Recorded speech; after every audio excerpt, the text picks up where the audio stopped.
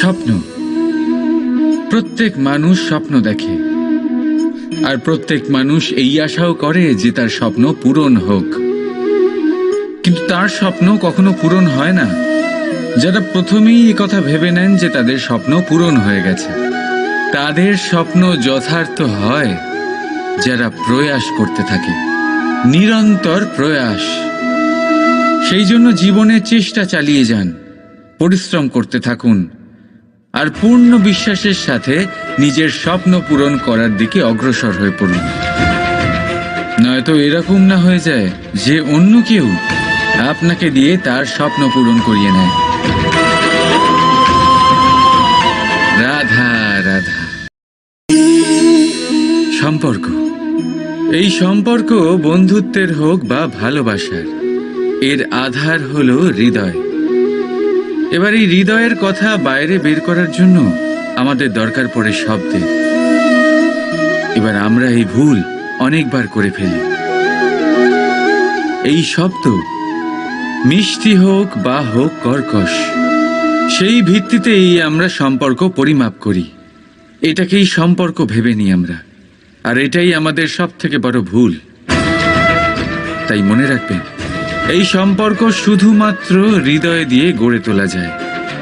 যেটা শব্দ দিয়ে গড়া যায় সেটা সম্পর্ক নয়, আর তাতে আক্রোশ শুধুমাত্র শব্দের মধ্যে থাকা উচিত, হৃদয় নয়। তাই শব্দ দিয়ে নয়, হৃদয় দিয়ে অন্তর থেকে ভালোবাসুন আর তাকে গড়ে তুলুন। আর আমার সাথে বলুন, রাধা রাধা।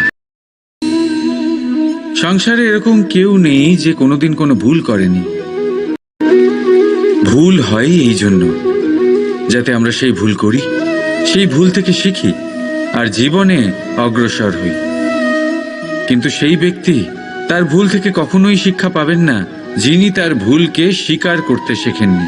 মানুষ অনেক সময় নিজের ভুলকে স্বীকার করতে পারে না, সেটা করতে ভয় পায়, এটা ভেবে যে যদি সে ভুল স্বীকার করে নেয় তাহলে তাকে সকলের সমক্ষে লজ্জিত হতে হবে।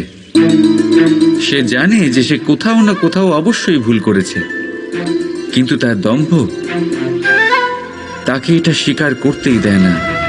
এবার সেই ভুল না প্রমাণিত হয়ে যায়, তার জন্য সে আরো ভুল করতে থাকে, আর শেষ অবধি তার হাতে কিছুই থাকে না, তার হাত খালি হয়ে যায়। সেই জন্য জীবনে যদি আপনি কোনো ভুল করে থাকেন, সেটা স্বীকার করতে কখনোই দেরি করবেন না। এটা যেন না হয় যে আপনার এই দম্ভ আপনাকে সেই পথে এত এগিয়ে নিয়ে যায় যে পুনরায় ফিরে আসাটা অত্যন্ত কঠিন হয়ে যায়। রাধা রাধা। জীবনে আমরা সবাই, এই সংসারে প্রত্যেকেই শুধুমাত্র ওপরে উঠতে চায়, এমন কেউ নেই যে নিচে পড়তে চায়। কিন্তু আপনাকে যদি সত্যের সাথে পরিচয় করাই, তাহলে নিচে পড়া অত্যন্ত আবশ্যক। যখন আপনি নিচে পড়েন, তখন সর্বপ্রথম আপনার মনে পড়ে ওপরে যখন ছিলেন সেই স্থান, সেই সময় এবং তার গুরুত্ব কি ছিল। তার থেকেও বড় শিক্ষা, আপনার যখন পতন ঘটে তখন আপনি বুঝতে পারেন আপনার আপন কে আর আপনার পর কে। কে আপনার শুভাকাঙ্ক্ষী আর তারা কে যারা আপনাকে ঈর্ষা করেন, আপনাকে ঘৃণা করেন। দেখুন, যখন আপনার পতন ঘটে সেই সময় যিনি হাত বাড়াবেন আপনাকে সাহায্য করার জন্য, উনিই আপনার আপনজন। আর যখন আপনার পতন ঘটে তখন শান্ত হয়ে দেখবেন যে আপনাকে দেখে হাসছে সেই আপনার পর। আর এই আপনজন আর পরের জ্ঞান তখনই হবে যখন আপনার পতন ঘটবে, তখন নয় যখন আপনি উন্নতি করছেন। সেই কারণে পতনকে কখনো ভয় পাবেন না। এটা আপনাকে জীবনের খুব বড় এক শিক্ষা দিয়ে যায়। রাধা রাধা। এই সংসারকে আপনি কেমন করে জানবেন, কেমন করে বুঝবেন? এবার আপনার উত্তর বড়ই সহজ হবে, সংসারকে নিজে চোখে দেখে। এটা অবশ্যই উচিত। এবারে দেখুন না, আমরা নিজে চোখে এই সংসারকে দেখি, একে চিনি, তারপরে আমরা বুঝতে পারি।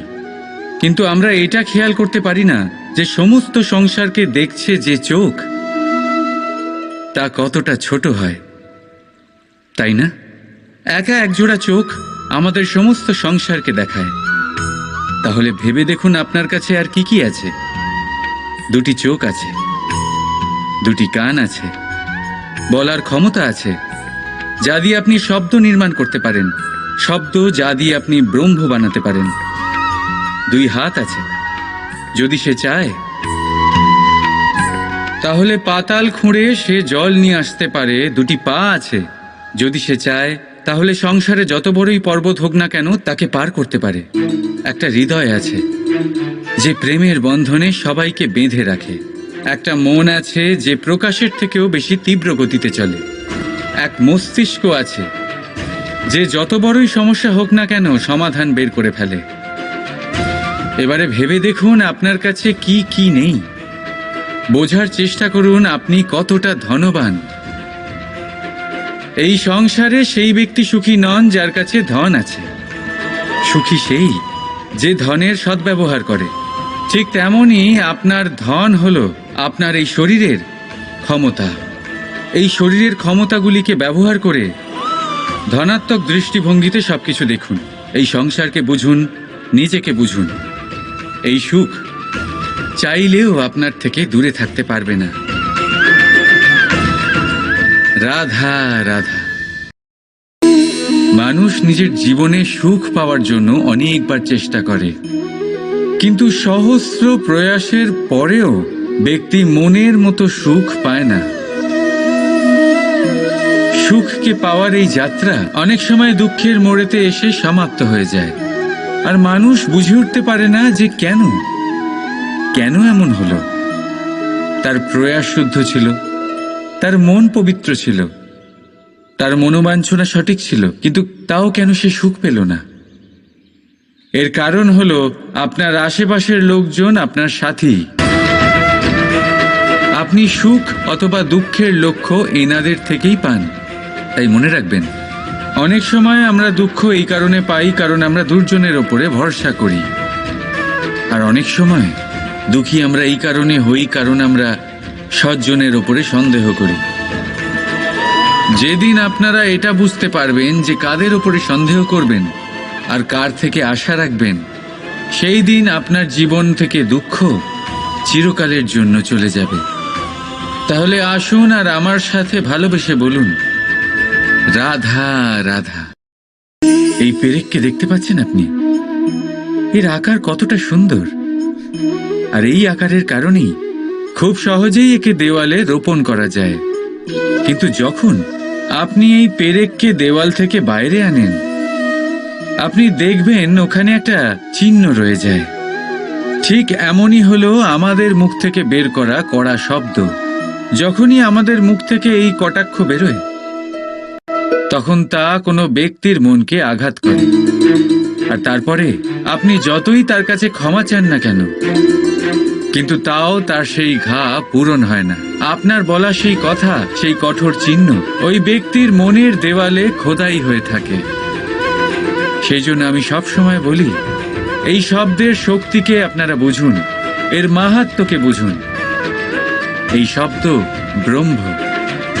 কারণ যেভাবে আপনাকে এই শব্দ বিজয়ী করে তোলে, সেইভাবেই এই শব্দ আপনার ব্যাকুলতার কারণে, আপনার বাচনভঙ্গির কারণে, আপনার অতি উৎসাহের কারণে আপনাকে বিপরীত প্রহারও করতে পারে, যতই আপনার মন সুন্দর ও মধুর হোক না কেন। রাধা রাধা।